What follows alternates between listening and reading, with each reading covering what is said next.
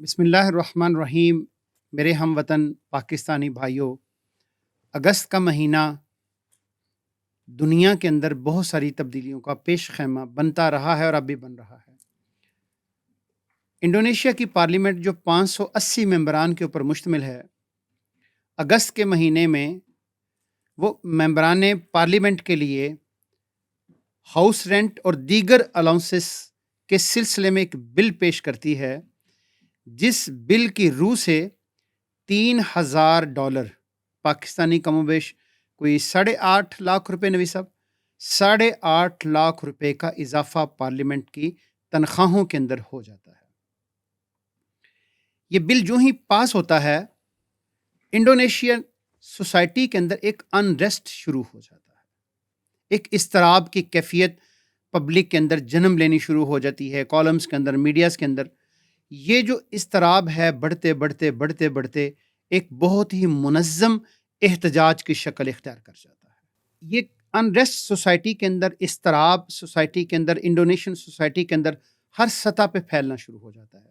اور آپ سب جانتے ہیں کہ یہ اضطراب ڈسکشن کے نتیجے کے اندر، ٹاک شوز کے نتیجے کے اندر، گفتگو کے نتیجے کے اندر، چائے کے ڈھابے کے اوپر، گھروں کے اندر، خواتین کے اندر، طالبات کے اندر، طلباء کے اندر، مزدوروں کے اندر، دہقانوں کے اندر، پوری سوسائٹی کے اندر پھیل جاتا ہے۔ اور اس کا جو بوائلنگ پوائنٹ ہے وہ کیا بنتا ہے بنیادی طور پہ، جس سے پوری سوسائٹی ایک بالکل نقطے کے اوپر یکجان اور اکٹھی ہو جاتی ہے۔ وہ نقطہ کیا بنتا ہے کہ ایک نوجوان اپنے ریسٹورنٹ کے باہر، نوید صاحب، جس طرح ہم پاکستان کے اندر دیکھتے ہیں کہ پیزا ڈیلیوری اور فوڈ پانڈا اور اس طرح کی جتنی چین سسٹم ہے، وہ نوجوان جس کا نام عفان کورنیا وان، وہ اپنے ریسٹورنٹ کے باہر کھڑا ہے، اپنی بائک کے اوپر کھڑا ہے، پولیس کی گاڑی آتی ہے اور نوجوان کو کچل کے گزر جاتی ہے۔ اس نوجوان کے خون نے انڈونیشیا کی سوسائٹی، اس کے معاشرے کی جو چولے ہیں، اس کی جو بنیادیں ہیں، اس کو شیک کر دیا۔ اس نوجوان کے خون کے قطروں نے انڈونیشیا کی جو سوسائٹی ہے اس کو بالکل ہلا کے اور شیک کر کے رکھ دیا۔ اور اس کا نتیجہ کیا نکلتا ہے کہ پوری سوسائٹی، پورا انڈونیشیا جو 28 کروڑ سے زیادہ آبادی کے اوپر مشتمل ملک ہے، اس کے اندر لوگ کھڑے ہو جاتے ہیں۔ کس کے لیے؟ اس پورے پولیٹیکل نظام کے خلاف ایک جد و جہد کا آغاز کرتے ہیں۔ وہ جد و جہد کیا ہے؟ اس کے ڈائنامکس کیا ہیں؟ کس طریقے سے یہ ساری دنیا کو اپنی لپیٹ میں لیتا جا رہا ہے؟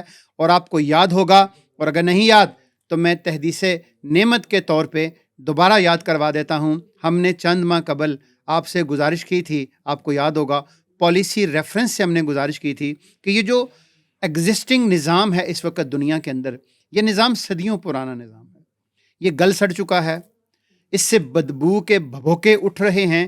یہ نظام مزید نہیں چل سکتا، چاہے وہ انڈونیشیا ہو، چاہے بنگلہ دیش ہو، سری لنکا ہو، پاکستان ہو، دنیا کا کوئی بھی ملک ہو، یہ نظام اب چل نہیں پا رہا۔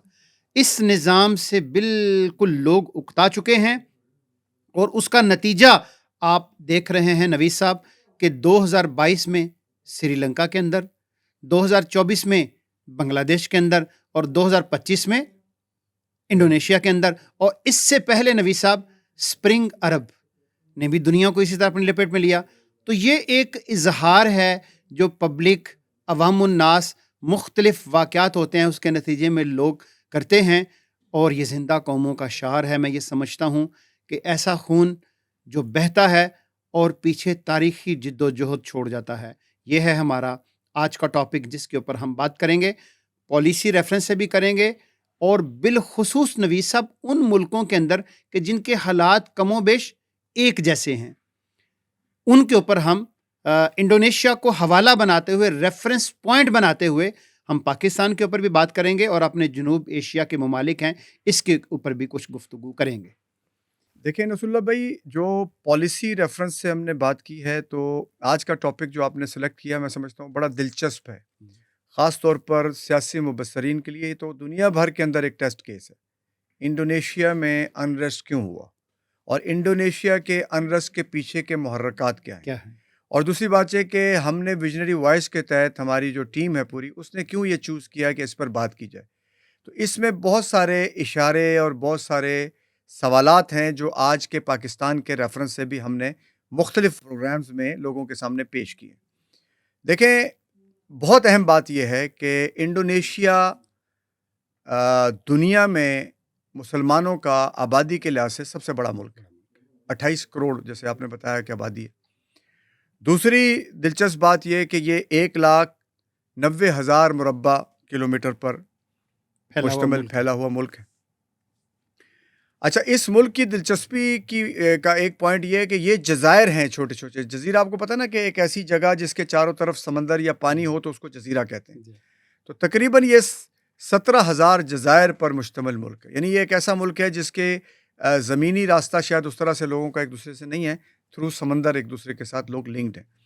اور دوسری بات یہ کہ یہ فار ایسٹ میں آتے ہیں, یہ سارے کنٹریز ہیں, ملائیشیا ہے, انڈونیشیا ہے, اور ان کی ایک خاص قسم کی ثقافت ہے. یہاں ڈچ جو ہے وہ استعمار ان کی حکمرانی رہی ہے.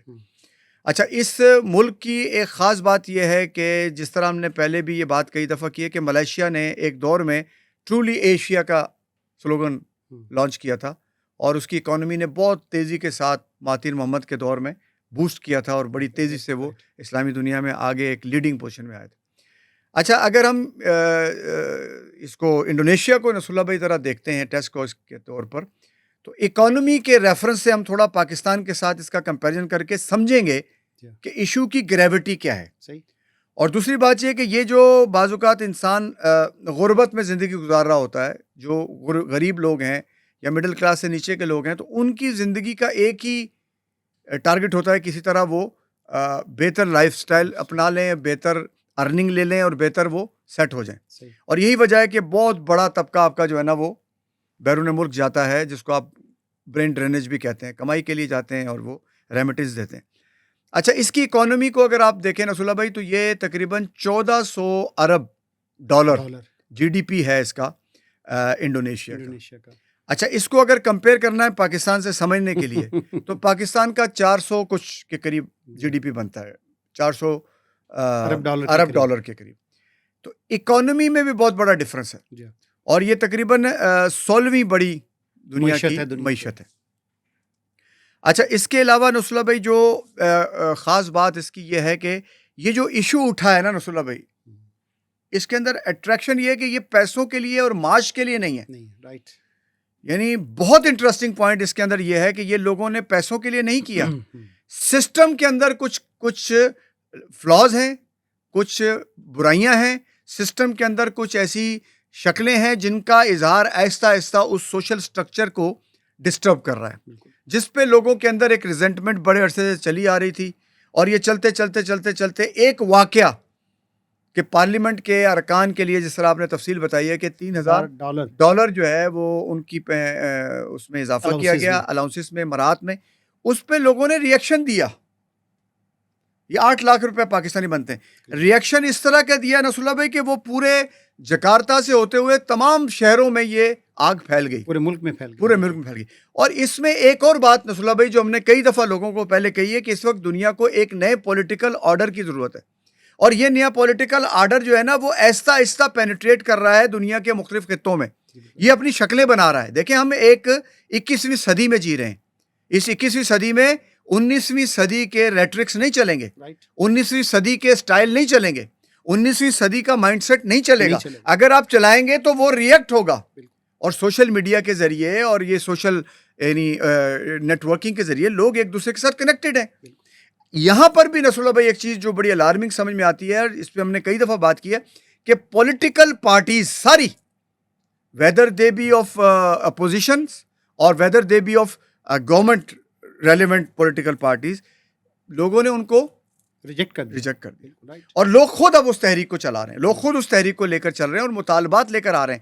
اس کا مطلب یہ ہے کہ ایک ایسی ٹرانزیشنل فیز سے نصر اللہ بھائی ہم گزر رہے ہیں جس کو سمجھنے کی ضرورت ہے. دیکھیں پاکستان میں 100-200 سے زیادہ پولیٹیکل پارٹیز اس وقت کام رجسٹرڈ ہیں, اور 2-3 پولیٹیکل پارٹی کا یہ نظام ہے, باقی پولیٹیکل پارٹی کے لیے گنجائش نہیں ہے. لیکن پولیٹیکل پارٹیز کا ایسا ہو جائے کہ لوگ ان سے بیزار ہو جائیں, اور بیزار ہو کر وہ سسٹم کو تبدیل کرنے کے مطالبات پیش کریں, اور مطالبات بھی اس طرح سے پیش کریں کہ وہ مطالبات آہستہ آہستہ آہستہ آہستہ اس پریشر پر جائیں کہ صدر کو ان مراعات کو واپس لینے کا اعلان کرنا پڑے، جس کو لوگوں نے قبول نہیں کیا، کیونکہ انہیں پتہ ہے کہ یہ ایک گیم ہے، یہ ڈیلیئنگ ٹیکٹس ہے، یا یہ پریشر ریلیزنگ ٹیکٹس ہیں جو استعمال کی جاتی ہیں، ایڈمنسٹریشن ہمیشہ کرتی ہے. تو تھوڑا سا یہ بہت سارے دلچسپ قسم کے نسل اس میں نا ہمارے لیے سیکھنے کے پہلو ہیں. ہم ان پہ فوکس کریں، ان کو سمجھیں، تو ہمیں سمجھ میں آئے گا کہ انڈونیشیا میں کیا ہوا ہے اور کیا ہونے جا رہا ہے. اور پھر یہ تھوڑی ڈیٹیل ذرا آپ اس کو ذرا تفصیل سے بیان کیجیے گا کہ 25 کے قریب مطالبات ہیں، اور ان 25 مطالبات کو مختلف لوگوں نے جو سوشل میڈیا کے نیٹ ورک کے ذریعے آپس میں کنیکٹڈ ہیں، انہوں نے اس کو جو ہے نا مل کر بنایا ہے. اور اس میں سے 17 پوائنٹس وہ ہیں، اس کو 17 جمع 8 کہا جاتا ہے. 17 اگست کو ان کا قومی دن ہے، ہمارا 14 اگست تھا، اس کا 17 اگست ہے. اور 8 وہ مطالبات ہیں جو انہوں نے اس کے علاوہ ایڈ کیے ہیں جو لانگ ٹرم ہے. 17 کے بارے میں کہا گیا ہے کہ یہ اگر فوری طور پر حکومت مان لے تو یہ فوری ہو سکتے ہیں، اور جو 8 ہیں ان کے لیے 1 سال کا پورا ایک پروسیس بھی دینے کو تیار ہے. تو یہ جو پورا انریسٹ ہے اس وقت انڈونیشیا میں، یہ پاکستان میں پالیسی میکرز کے لیے، پاکستان کے ینگسٹرز کے لیے، اور پاکستان کی پولیٹیکل پارٹیز کے لیے، اور اس پورے انوائرمنٹ کے لیے ایک اس میں لیسن ہے to learn, lesson to understand, and lesson to know that the world is going to be change soon and we need a new political system for our countries. تو یہ ایک تھوڑا سچویشن ہے جس پہ اس کے اندر نوید بھائی جو بڑی دلچسپ چیز ہے نا کہ سری لنکا کے اندر موومنٹ چلی تو اس کو لیڈ کون کر رہے تھے؟ ینگسٹرز. جی ہاں، کالجز کی طلبہ، کالجز کے طالبات، یونیورسٹیز کے طلبہ، یونیورسٹیز کے طالبات. بنگلہ دیش کے اندر ہم اس پہ الگ سے بنگلہ دیش کی پوری موومنٹ جو چلی ہے اس کے اوپر الگ سے کریں گے، لیکن ریفرنس کے طور پہ بنگلہ دیش کی جو پوری موومنٹ چلی، نوید صاحب کون تھے؟ ینگسٹرز، نوجوان، یونیورسٹی کے طلبہ، یونیورسٹی کی طالبات. اور جو انڈونیشیا کے اندر بھی نوید صاحب اس وقت موومنٹ چل رہی ہے، دلچسپ بات یہ ہے کہ اس کا بھی 90% جو حصہ ہے وہ مشتمل ہے کن کے اوپر؟ ینگسٹرز کے اوپر. خواتین کا بھی ایک بڑا خواتین کا مطلب میں جب ینگسٹرز کہہ رہا ہوں تو وہ خواتین اس میں دونوں طلبہ اور طالبات دونوں. اور اس کی نوید صاحب خاص بات یہ ہے کہ یہاں پہ انڈونیشیا کی جو موومنٹ ہے اس میں گھریلو خواتین بھی شامل ہیں. ہم اپنی زبان میں جسے جھاڑو کہتے ہیں، تو اپنے سمبلز کے ساتھ وہ اس موومنٹ کا حصہ ہیں. اور یہ ایک میسج ہے نوید صاحب، کس کے لیے بلا؟ پاکستانی یوتھ کے لیے، پوری دنیا کی یوتھ کے لیے یہ ایک بڑا میسج ہے. اور نوید صاحب اگر اس میں اگر آپ دیکھیں، اس کو اگر آپ ریلیٹ کریں تو آپ دیکھیں کہ اس وقت جو فلوٹیلا چل رہا ہے، اچھا آپ دیکھیں کہ نیو یارک کی یونیورسٹیز ہیں، آپ دیکھیں ابھی مختلف دنیا کے ممالک کے اندر بڑے بڑے ہیوج قسم کے پروٹیسٹ ہوئے، اور کنہوں نے کیے؟ ینگسٹرز نے کیے. تو یہ وہ یوتھ ہے، یہ وہ نوجوان ہے، 21ویں صدی کی نوجوان. وہ اقبال نے بھی نوید صاحب کہا تھا کہ جوانوں کو پیروں کا استاد کر. تو یہ اصل میں اب نوجوان جو ہیں یہ پیروں کے استاد ہیں، یہ سنبھال رہے ہیں باغ ڈور، اور یہ سنبھالیں گے تو میرا خیال کہتا ہے کہ یہ ایک روشن مستقبل کی نوید بنے گی انشاءاللہ. اور نوید چونکہ آپ خود بھی ہیں تو اس لیے امید ہے کہ زیادہ بہتر مستقبل کی نوید بنے گی. میں نے ایک تفنن طبع کے لیے ایک جملہ بولا، میرا خیال کہتا ہے نوید صاحب کہ یہ بڑی ہی خوش آئند موومنٹ ہے کہ نوجوانوں کے اندر جو شعور ہے، بیداری ہے، نوجوانوں کے اندر یہ جو پولیٹیکل اویئرنیس ہے دنیا کی، یہ اس وقت گلوبلی ہے. یہ فینومینا کسی ایک کنٹری کے اندر ڈپینڈ نہیں کر رہا، کسی ایک ملک کے اندر، کسی خطے کے اندر آپ کہہ لیں کہ نہیں، یہ گلوبلی آپ کہہ لیں کہ چل رہا ہے. ایک سے چراغ دوسرا، دوسرے سے تیسرا، چراغ سے چراغ نبی صاحب جل رہا ہے، روشنی ہے، پھیل رہی ہے.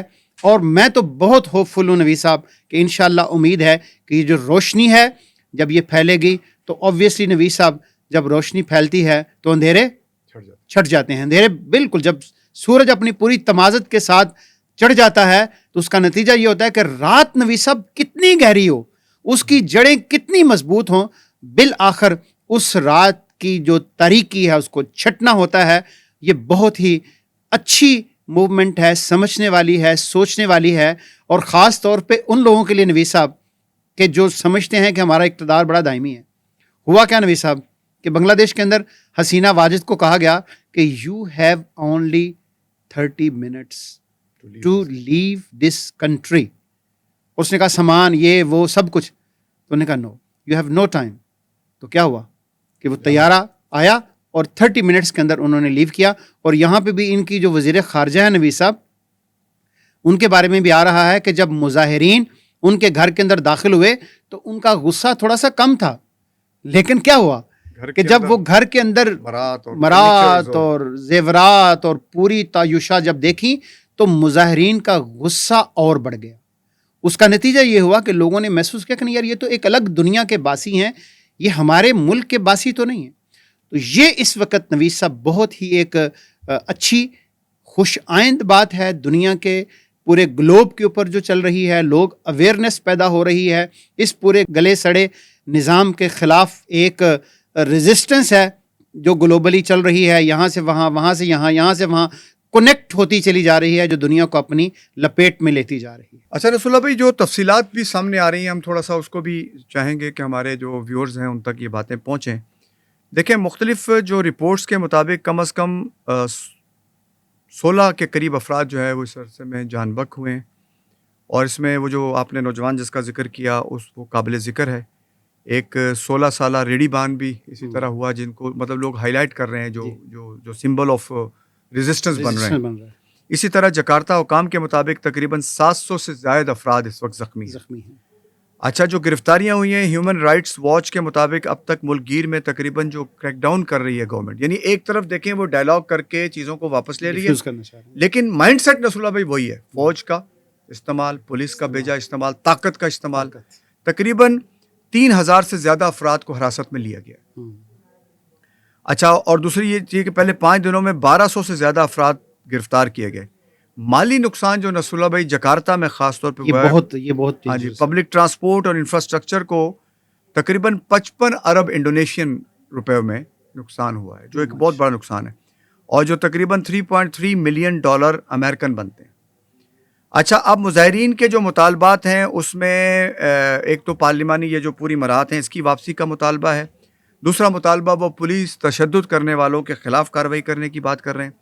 تیسرا وہ مطالبہ یہ کر رہے ہیں کہ جو سول سوسائٹی ہے وہ اس پورے سٹرکچر کو ریفائن کیا جائے. یعنی یہ ایک آواز بلند ہو رہی ہے کہ سیاسی نظام کو درست کرو. یعنی اب انڈونیشیا میں جو اصل پوائنٹ ہے, دیکھیں آپ کے پاس وسائل ہیں, آپ کے پاس اکانومی گرو کر رہی ہے, آپ کے ہاں لوگوں کو ویجز مل رہی ہیں, آپ کے ہاں لوگوں کو مراحت مل رہی ہیں, ان کو کرنے کے کام موجود ہیں. جی ڈی پی جب 1400 ہے اس کا مطلب ہے پوری قوم لگی ہوئی ہے.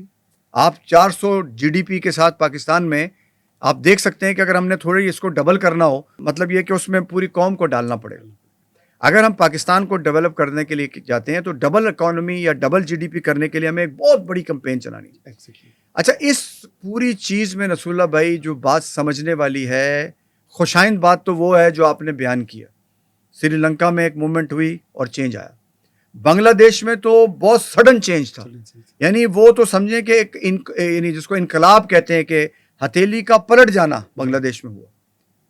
مورلیس وہی اس کی صورتحال بنی کہ ایک ایسی حکومت جو اتنی پاپولرٹی کے زوم میں تھی اور وہ اگلے لمحے اسے 30 اور وہاں بھی نویز صاحب وہاں بھی اکانومی بوسٹ کر رہی تھی. اکانومی بوسٹ کر رہی, انڈونیشیا بھی سیم بالکل, اور بنگلہ دیش میں بھی سیم, بالکل وہاں اکانومی بوسٹ کر رہی تھی. اور اس طرح کا بڑا پرابلم معاشیات کو بنگلہ دیش میں بھی نہیں تھا. یہ دونوں جگہوں پہ سیم چل رہا ہے. اچھا, دوسری بات یہ نصر اللہ بھائی کہ آگے ہم بڑھتے ہیں تو ہم انڈونیشیا میں بھی یہی چیز دیکھتے ہیں. رائٹ. اچھا, سب جگہ کا جو ماڈل ہے اس کے سمٹمز ایک دوسرے کے ساتھ مل رہے ہیں. مسئلہ نصر اللہ بھائی یہاں پر ہے کہ جو پالیسیز بنانے والے ہیں, امپلیمنٹ کرنے والے ہیں, ڈیسیژن لینے والے ہیں, ان کے مائنڈ سیٹ میں ابھی تک تبدیلی نہیں آ رہی ہے. رائٹ. اور اس کی مثال خود جکارتا کے اس کیس اسٹڈی کو پڑھنے سے پتہ چلتی ہے. بالکل کہ ایک طرف تو وہ ایکسکیوزز لے کر لوگوں کے سامنے موجود ہیں اور کہہ رہے ہیں کہ ٹھیک ہے جی ہم آپ کے ساتھ نیگوشیٹ کرتے ہیں اور چیزیں واپس لیتے ہیں. صدر کا چائنا کا دورہ ملتوی کرنا پڑا اس پریشر میں, اور پھر جب لوگوں نے تھوڑا سا فیل کیا تب اسے جانے کا اس کو موقع ملا. اچھا, اب لیکن اس کے باوجود بھی آپ کریک ڈاؤن بھی کر رہے ہیں, آپ تشدد بھی کر رہے ہیں, آپ یعنی آنسو گیس بھی استعمال کر رہے ہیں. تو یہ ایک طرف کا وہ مائنڈ سیٹ بھی ساتھ ساتھ جو ہے نا وہ چل رہا ہے. یہ سارا استعماری دور کی باقیات نشانی ہے. بالکل ٹھیک. آپ ایک یار آزاد ملک کے لوگ ہیں. آزاد ملک میں ہر آدمی آزاد ہے. حکمران آزاد ہے تو ایک عام آدمی بھی آزاد ہے. اس کے اور اس کے رائٹس برابر ہیں. آپ ان کو ڈینائی نہیں کر سکتے, آپ ان کو اوور رول نہیں کر سکتے, آپ ان کو بلڈوز نہیں کر سکتے. تو یہ جو ایک بات ہے یہ بہت امپورٹنٹ ہے. دوسری بات یہ کہ اگر مائنڈ سیٹ چینج نہیں ہوتا ہے نصر اللہ بھائی, اور اگر یہ تبدیلی کو سمجھا نہیں جاتا ہے تو بہت خطرناک ہو جائے گی. تو ایک میسج اس میں پاکستان کے لیے یہ موجود ہے کہ دیکھیں پاکستان میں بھی چیزوں میں بہت ساری چیزوں پہ سوالیہ نشان ہیں. آپ فوری طور پر اس پر کارروائی کر کے, اس پر اقدام کر کے, اس پہ آپس میں ڈائلاگ کر کے, ایک گرینڈ ڈائلاگ کر کے ان تضادات کو پورا کرنے کی کوشش کریں. رائٹ. اور اس میں اوپینین جو پبلک اوپینین ہے اس کو انکارپوریٹ کریں. رائٹ. کیونکہ اب آگے وقت نہیں ملے گا کہ لوگ کسی کی بات سنیں. تو ہم اپنے ملک کو انریسٹ ہونے سے بچانے کے لیے پالیسی ریفرنس سے پالیسی ایشوز کو اور پالیسی ترجیحات کو فوری طور پر ٹھیک کریں گے تو ملک بہتر بھی ہوگا اور اس کے نتیجے میں ایک ترقی بھی ہو سکے گی. تو یہ بنیادی طور پر اس وقت کا جو سیناریو ہے اور اس سے جو بات ریفلیکٹ ہوتی ہے وہ یہ ہوتی ہے کہ انڈونیشیا میں جو کچھ ہو رہا ہے اس پہ ہمیں نظر رکھنی چاہیے, اس کو سمجھنا چاہیے, اور اس کے مطابق اپنے ملک کے اندر اگر کوئی ضرورت پڑتی ہے تو ان سارے ایکسیڈنٹ سے بچتے ہوئے. دیکھیں آپ بیتی کا مطلب یہی ہوتا ہے نا, کہانی آپ جب لوگوں کی سنتے ہیں تو اس سے یہ کیا ہوتا ہے کہ آپ کو جگ بیتی, بالکل, اس سے آپ کو پتہ چلتا ہے کہ کیا کیا ہو رہا ہے. تو آپ دوسروں کے فیلئر سے, دوسروں کی سکسیس سے سبق لیتے ہیں اور اپنے آپ کو جو ہے وہ بچا لیتے ہیں. تو یہ ہے اس کا انڈونیشیا کے اس پورے اس انسیڈنٹ کا, اس واقعے کا یہ سبق ہے کہ اگر ہم پاکستان کو ڈیولپ کر کے آگے لے جانا چاہتے ہیں تو صرف یہ جو گیجٹس پچھلے عرصے میں ڈیولپ ہوئے ہیں, ہم نے کہا تھا کہ ملک ترقی کرے گا تو اکانومی اوپر جائے گی, اور اکانومی ہماری بہتر ہوئی ہے, لیکن اکانومی نے ابھی سوشل سٹرکچر کو متاثر نہیں کیا. بالکل صحیح. ابھی وہ جسٹس نہیں آ سکی ہے جس پہ لوگ مطمئن ہو سکیں اور لوگوں کو یہ فیل ہو کہ ان کی صرف روٹی کھانا ان کی ضرورت نہیں ہے, ڈیسیژن میں اپنی رائے دینا بھی ان کا حق ہے, اور اس حق کو اب لوگ چھیننے کے لیے تیار ہیں اور سڑکوں پر آ رہے ہیں. بالکل. اس میں نبی صاحب جو بہت اہم ایک چیز ہے جس کی طرف میں چاہوں گا کہ اپنے ریفرنس تو ظاہر انڈونیشیا کا ہے, بنگلہ دیش کا ہے, لیکن یہ جو وائلنس ہے نا نبی صاحب, اس طرح کی موومنٹ کے اندر بالعموم ہو جاتا ہے. موب کی اپنی سائیکالوجی ہے, نفسیات ہے, اس کو موب کو کنٹرول کرنا اتنا آسان بھی نہیں ہوتا. لیکن اس ریفرنس سے نبی صاحب میں ضرور چاہوں گا کہ دیکھیے جتنی پیسفل موومنٹس رہیں گی اتنا نبی صاحب آپ کا امپیکٹ سوسائٹی کے اوپر, دنیا کے اوپر آپ کا امپیکٹ غیر معمولی طور پہ ہوگا.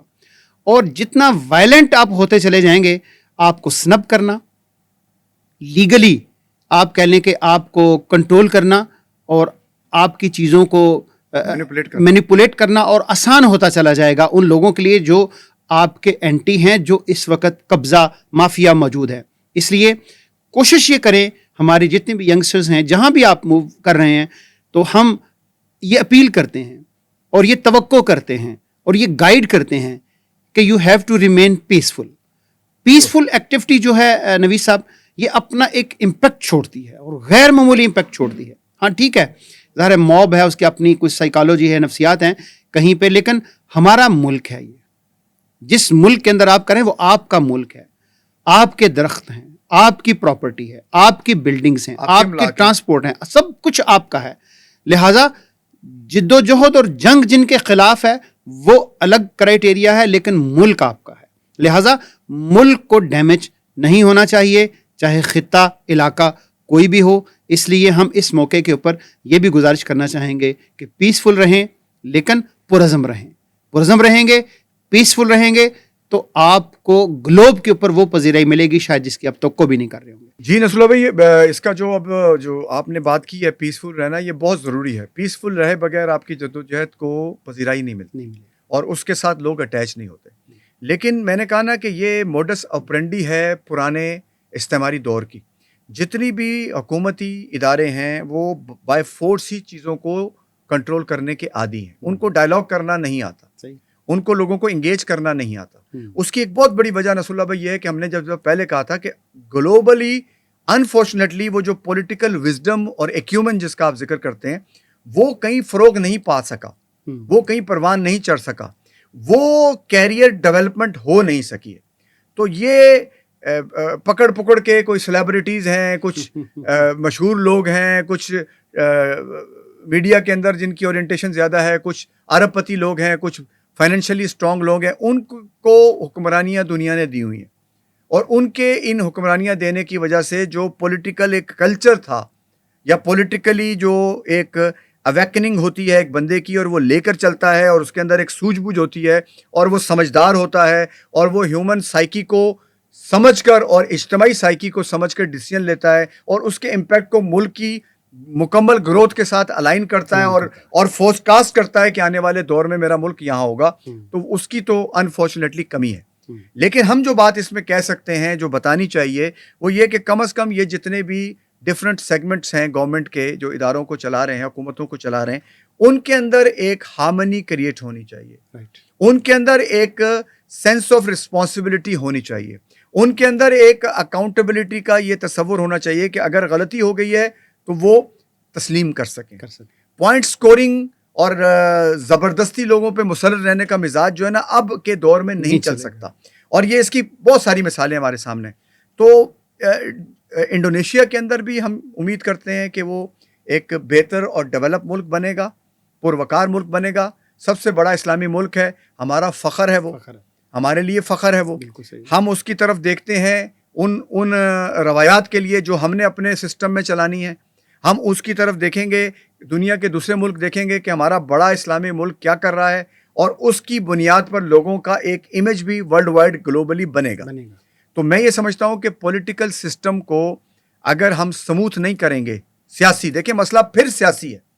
ہم نے پہلے بھی ایک دفعہ بات کی تھی کہ دیکھیں آپ کوئی قوم بھی, رسول بھائی, چاہے اس کے پاس بے شمار سائنٹسٹ ہوں, بے شمار ایجوکیشنسٹ ہوں, بے شمار ان کے پاس, اگر ان کے پاس پالیسی چلانے والے سیاستدان نہیں ہیں تو وہ ملک کبھی بھی دنیا کے نقشے پر ایک ملک کی حیثیت سے نہیں آئے گا. ہاں, اس کی یہ پروڈکٹ انجینئرز, ڈاکٹرز, سائنٹسٹ اور زرخیز دماغ دنیا کے مختلف ملکوں میں ضرور سروسز دے رہے ہوں گے, اس ملک کے لیے کچھ نہیں کر سکیں گے. انفارچونیٹلی ہمارے ملک کے ساتھ بھی یہی ہو رہا ہے کہ ہمارا جو برین ہے, ہمارا جو ٹیلنٹ ہے, وہ باہر جا رہا ہے because of the lack of یہ جو ہمارا پولیٹیکل سسٹم ہے, اس کے اندر وہ کنڈیوسو ایکسیپٹنس نہیں ہے, اور وہ ہمیں اس طرح سے اپیل نہیں کر رہا, اور ہمیں وہ مواقع نہیں دے رہا جس کی بنیاد پر ہم اس کو سرو کر سکیں. تو یہ بہت بڑا سوال ہے جس پہ ظاہر ہم نے مختلف اس میں بات کی ہے, آگے بھی کریں گے, اور ہمارا فوکس یہی ہے کہ آپ اپنے ملک کے سسٹم کو ٹھیک کیجئے, اس کے لیے جس طرح کے کوالیفائی لوگ چاہیے ان کو ریکروٹ کیجئے, ان کو آنے کا موقع دیجئے, ان کو حکومتیں چلانے دیجئے. یہ ملک کے لیے بھی بہتر ہے, اور یہ دنیا کے امن کے لیے بھی یعنی یہ ضروری ہے. تو اسی لیے ہم کہتے ہیں رسول اللہ بھائی کہ جو ویژنری وائس ہے اس کے ساتھ آپ جڑے رہیے, کنیکٹ رہیے, کیونکہ ویژنری وائس آپ کو صرف خبر نہیں بتا رہا, آپ کو صرف ہوش ربا فگرز نہیں پیش کر رہا آپ کے سامنے, آپ کو ڈرانے کے لیے, آپ کو پریشان کرنے کے لیے مختلف تھرل پیدا نہیں کر رہا, ایڈونچرز پیدا نہیں کر رہا, بلکہ آپ کے اندر ایک اپروچ پیدا کر رہا ہے کہ ہمیں اس ملک کو بہتر کرنے کے لیے اس سطح پر ایک دوسرے کے ساتھ لنک ہونا ہے, اور اس لنک کے نتیجے میں ایک نیا ڈیولپ کرتا ہوا پالیسی میکنگ میکینزم جو ہے وہ ایوالو کرنا ہے, اور اسی کو دنیا تک پہنچانا ہے.